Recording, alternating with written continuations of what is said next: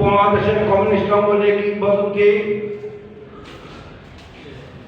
বিশ্ব মানবতা বিরল ব্যক্তিত্ব বিশ্ব কমিউনিস্ট অঙ্গনের উজ্জ্বল নক্ষত্র মহানের কমরেড আব্দুল হক রাজা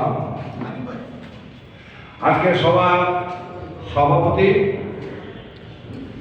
মঞ্চ বরিষ্ঠ জাতীয় গণতান্ত্রিক ফ্রন্টের নেতৃবৃন্দ ও অতিথিবৃন্দ সংগ্রামে স্বাধীনতাকে অভিনন্দন গ্রহণ করুন।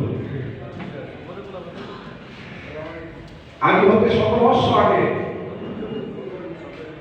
উদ্যোগিত উদ্ভাসন গোষ্ঠীবদ্ধ হাতে জন্মমাত্র সুতীব্র চিৎকারে জানান দিয়েছিল দুনিয়ার করে রাখো।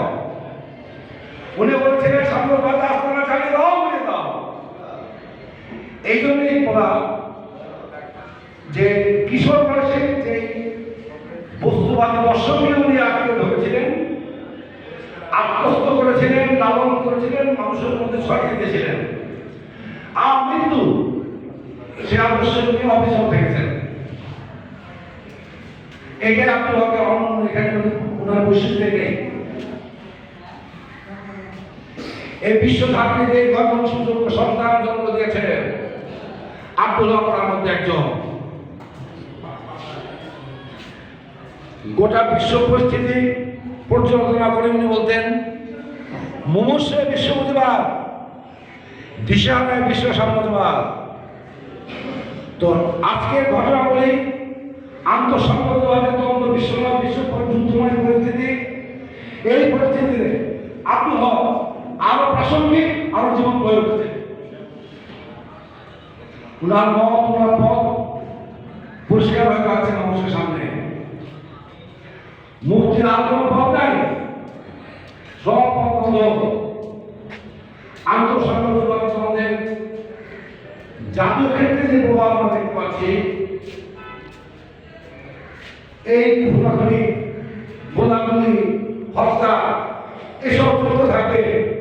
কারণ সাম্যবাদী দ্বন্দ্ব তার দালালদের দ্বন্দ্ব চলতে থাকবে। গোটা এই অশান্ত পরিস্থিতিতে সাম্যবাদের জাতীয়স্মরণ, জনগণের জাতীয়স্মরণ, মাফ করবেন, জনগণের জাতীয়স্মরণ, নিপীড়িত জাতির হত্যা জাতীয়স্মরণ, সমস্ত সমস্যার হেতু সাম্যবাদ। ওই সাম্যবাদকে উৎখাত করতে হবে, তার নির্দিষ্ট দালালকে উৎখাত করতে হবে। সেই জন্য দরকার ইস্পাত কঠিন ঐক্য। ওই ঐক্য দিয়ে আমাদের এই লড়াই চালিয়ে যেতে হবে। আঘাত আসবে, পাল্টা আঘাত করতে হবে। যতক্ষণ পর্যন্ত এই দালালরা আঘাত পাবে না, ততক্ষণ পর্যন্ত তারা তাদের চালিয়ে যাবে সাম্যবাদ প্রেসক্রিপশনে।